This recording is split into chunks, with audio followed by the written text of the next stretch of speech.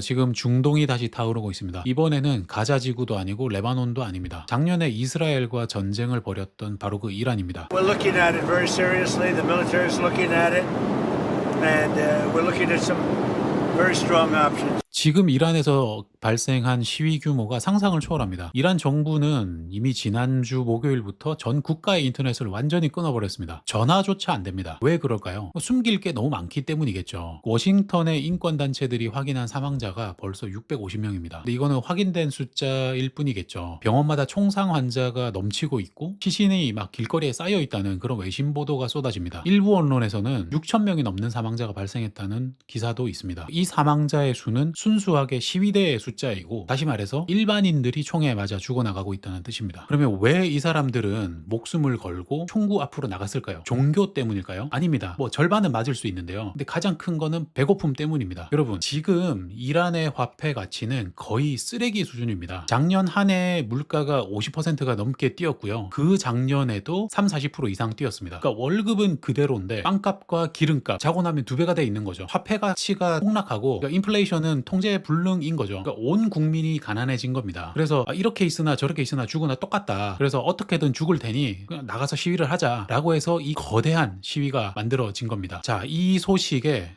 국제사회가 움직이기 시작했죠. 아까 보여드린 이제 외신이나 그런 것들 포함해서 그 트럼프 대통령은 이미 자신의 트루스 소셜을 통해서 한마디를 던졌습니다. 이란은 자유를 간절히 바라고 있다. 어쩌면 그 어느 때보다 더 바라고 있다. 미국은 도울 준비가 되어 있다. 그리고 이제 그 이후에 몇 시간 차로 이렇게 올라온 트윗인데 순이라고 써져 있고 좀 의미심장한 사진이 하나 내려와 있거든요. 이게 이제 뭐 위에서 내려다본다는 어떤 와처의 의미가 있는 것 같은데, 뭐 어찌됐든 의미심장한 사진인 거는 확실한 것 같습니다. 그런데 우리가 냉정하게 봐야 되겠죠. 미국이 진짜로 이란을 도울 수 있을까요? 이거를 알려면 중동의 족보를 먼저 알아야 됩니다. 자, 제가 3차 영상에서 대만 문제를 말씀드렸잖아요. 중동은 그거보다 조금 더 복잡하고 종교와 권력이 섞인 그런 지역이라고 보시면 될 것 같습니다. 중동은 크게 두 집안 싸움이라고 보시면 됩니다. 수니파하고 시아파 두 개의 파가 있습니다. 그러니까 지도에서 지금 보다시피 중동 국가는 시아파가 주도적이냐 아니면 수니파가 주도적이냐로 갈립니다. 이 종교적인 차이가 완전히 극명하기 때문에 중동이 화약고라고 불리는 거거든요. 그리고 여기 나와 있는 빨간색 국가라고 해서 뭐 수니파만 있는 국가 이런 거는 아니라는 거죠. 뭐 70% 60%가 수니파하고 뭐 나머지는 이제 시아파일 수도 있고, 뭐 그런 이제 누가 도미넌스를 가지고 있느냐 이 정도의 문제로 봐주시면 될 것 같고요. 자, 그러면 수니파와 시아파의 차이를 알고 넘어가셔야 되는데요. 수니파는 전체 이슬람의 90%를 차지하는 다수입니다. 그리고 능력주의를 지향하는 쪽이고 미국과 비즈니스를 잘 하죠. 그래서 우리가 잘 아는 사우디, 이집트, 튀르키예, 카타르, 요르단 이런 나라가 포함되거든요. 지금 말씀드린 이 나라들 저희가 다 그 여행을 갈 수 있잖아요. 그런 나라들이고, 그리고 시아파라고 하는 거는 10%의 소수이긴 한데 엄청난 혈통 중심 그런 원칙주의자들입니다. 그래서 저항적이고 혁명적인 성향을 가지고 있고, 이 사람들은 미국을 큰 악마라고 부르죠. 그래서 이란, 오늘의 주인공인 이란하고 이라크, 바레인 같은 나라들이 여기 포함이 됩니다. 현재 시위는 알리 하메네이 정권에 대한 시위입니다. 그러니까 이란에서는 뭐 몇 년 전에도 시위가 크게씩 일어나는데, 옛날에는 빵값 내려라, 히잡 단속 멈춰라 뭐 이런 정도의 시위였다면은 이번에는 이란이라는 국가 자체를 부정하는 이 정도의 시위거든요. 그러니까 아까 말씀드린 것처럼 화폐 가치가 막 폭락을 하니까 모두가 가난해지니까 시위의 수준도 엄청나게 심각해진 거죠. 자, 그런데 팔랍이라는 사람은 좀 오래전이죠. 이제 1979년 이전에 이란 왕조의 후계자입니다. 정식 후계자예요. 그런데 이 사람이 이 당시 1979년 혁명 때 이란에서 축출되면서 지금까지 미국에서 수십 년간 망명 생활을 하고 있어요. 근데 이제 최근에 팔라비가 조금씩 언급이 되기 시작했죠. 그 이유는 이제 오늘 영상의 결론과도 연결이 되니까 마지막에 좀 말씀을 드리겠습니다. 자, 이제 본론인 미국 얘기로 들어가 봅시다. 트럼프가 언급했던 먼로 독트린이라는 단어를 먼저 좀 이해를 하셔야 되는데요. 이 먼로 독트린은 아메리카 대륙에는 아무도 오지 마라 라는 고립주의, 패권주의적인 정책이거든요. 트럼프가 지금 그런 고립주의적 정책을 쓰고 있잖아요. 근데 실제로 트럼프는 2018년 9월 유엔 총회 연설에서도 언급을 했고, 19년도 2월 베네수엘라가 되게 위기가 커졌을 때 그때 마이애미 연설에서도 먼로 독트린을 언급했고,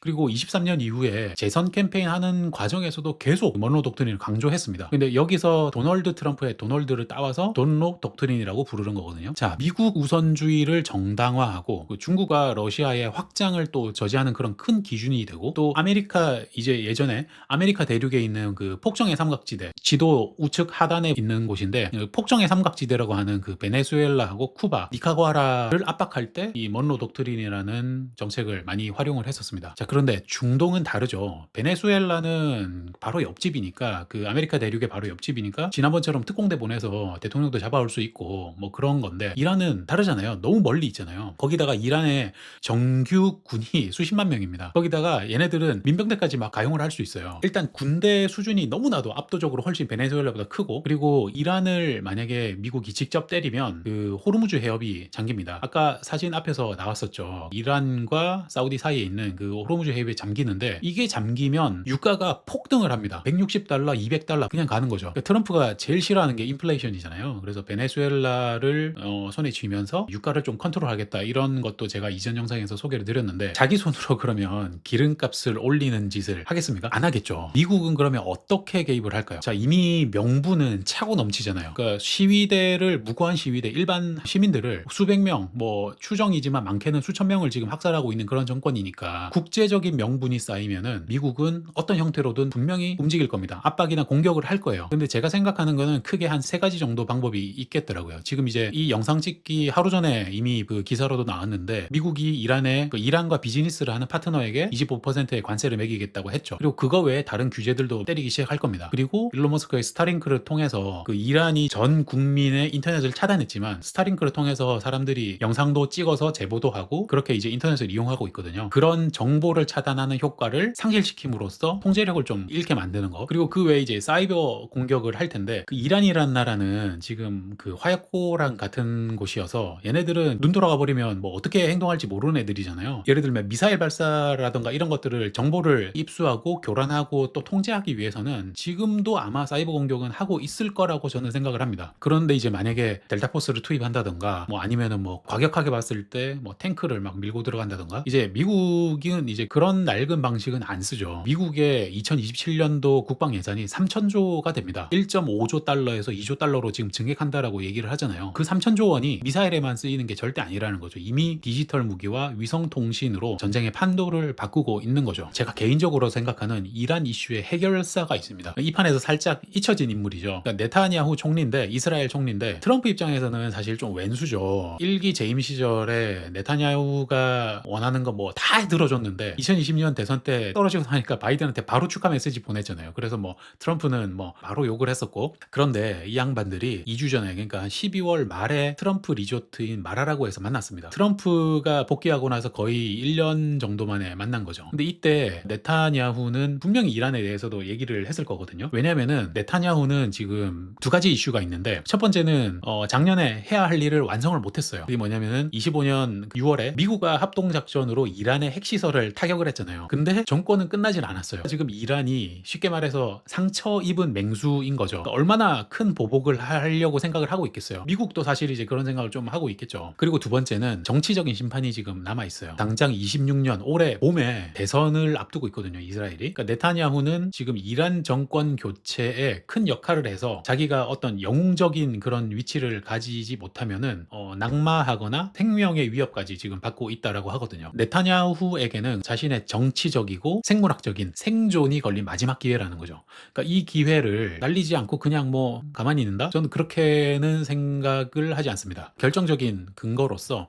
고레스 협정이라는 게 있습니다. 요거는 이제 미국과 이란의 근본적인 관계 회복을 상징하는 어떤 가상의 외교 비전이라고 보시면 됩니다. 미국에서 보수적인 지정학 분석가들 사이에서 이란이 정권 교체가 된다면 그 이후에 청사진을 막 이렇게 설명할 때 사용하는 용어고요. 자, 그 미국은 지구의 주유소라고 할 수 있는 중동을 미국 시장으로 확장하고 영향력을 넓히고 싶겠지만, 반미 성향을 가진 시아파들이 늘 골치이잖아요. 그래서 세워진 여러 가지 시나리오 중에 하나라고 보시면 됩니다. 어쨌든 여기에는 이란의 시아파 중심의 정권이 무너지고 친미 성향의 정권으로 변화시키는 것이 골자인데, 그 역할에 가장 잘 어울리는 사람이 제가 아까 앞서 말씀드렸던 팔라비 전 왕세자거든요. 이 사람이 일단 2023년에는 이스라엘을 처음으로 방문했는데, 이게 이란의 왕실, 그러니까 직계 왕실 인사로서는 처음으로 이스라엘에 방문한 이벤트예요. 근데 이때 네타냐후 총리도 이 고레스 협정을 언급을 했고, 팔라비 전 왕세자도 이란과 이스라엘이 옛날부터 고대부터 친구였다. 그래서 고레스 대왕의 유산을 회복해야 한다. 이러면서 강조를 하기도 했습니다. 그래서 저의 생각은 미국이 직접적인 개입을 하기는 어렵다. 그리고 직접 개입하더라도 얻는 것 대비해서 잃을 것이 너무 크다. 만약에 중동에서 어차피 죽을 거 같이 죽자고 달려들 수도 있잖아요. 그리고 또 그런 구도만 형성되더라도 9.11 사태 트라우마가 있는 미국에서 국민들 지지율은 완전히 날아갈 거라고 저는 생각하거든요. 그래서 이스라엘의 네타냐후라는 질 좋은 사냥개가 한 마리 있으니 트럼프 입장에서는 얘를 잘 써서 공동의 이익이 되는 이란의 현 정권을 어떻게든 축출하고 그 이후에는 그 이란의 군사 정권이 들어설 수도 있고 팔라비 전 왕세자가 들어설 수도 있겠지만 어쨌든 그런 형태의 그림이 그려질 것 같다라는 게 제 생각입니다. 지금까지 그 중동의 불꽃이 왜 타오르는지 그리고 앞으로 어떻게 미국이 판을 흔들어 나갈지를 좀 살펴봤습니다. 지금 화면에 보이는 수혜주 요약표는 야 그래서 내가 어디 투자해야 돼? 라는 형태로 좀 써보려고 준비했던 내용인데 이 내용과 무관하게 앞으로도 꾸준히 잘 나갈 종목들이어서 뭐 참고만 하시고 지나가시면 좋겠습니다. 뭐 저도 사실 네타냐후가 깽판 치면서 뭐 야 내가 영웅이 돼야지 하고 먼저 나설 수도 있고 아니면 트럼프도 올해 지금 중간선거 앞두고 있잖아요. 그래서 지지율 올리기 위해서 제가 한 예상과 다르게 직접적으로 뭔가 베네수엘라 시즌2처럼 개입해서 뭐 그렇게 할지도 모르겠는데 어쨌든 그 마지막까지 좀 되게 고민이 되더라고요. 그래서 마지막에 어떤 시나리오에 대한 예측 부분은 빼고 지금까지 말씀드린 사실 부분에서 뭐 간단한 짧은 지식 한 스푼 얻어간다는 생각으로 그렇게 봐주셨으면 좋겠습니다. 요즘 지정학적 문제가 진짜 많은데 주가는 계속 잘 나가고 있죠. 저도 이제 요 며칠 들어서 계좌가 쭉쭉 오르고 있어서 기분이 좋은데 장기 투자를 위해서 짧지만 조금씩 경제 공부 그리고 경제 이슈로 공부하시고 싶으신 분들은 구독과 좋아요 잘 부탁드립니다. 다음은 더 나은 영상으로 찾아뵙겠습니다. 감사합니다.